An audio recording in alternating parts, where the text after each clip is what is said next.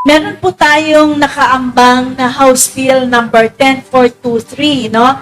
Yung tinatawag na Universal Pension for Senior Citizens. So, yan po, idudugtong na lang natin kasi kung titingnan natin, yung ngayon na pinag-usapan is the social pension, the indigency program.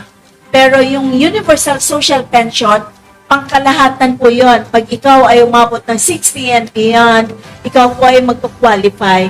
At ito pong Universal Social Pension, kagaya po ng ating Universal Healthcare Act, no? Pangkalahatan siya. So, kaya ikaw ay may sakit or wala, kaya ikaw ay may tinatanggap na pensyon or wala, kaya ikaw ay may tinatanggap na support ng economic sa iyong pamilya, galing sa iyong pamilya, o kaya naman ikaw ay kahit walang sakit at ikaw ay may natapusan, ay ikaw ay magka-qualify. But that is still pending in Congress and it has to pass through Senate for a bicameral action.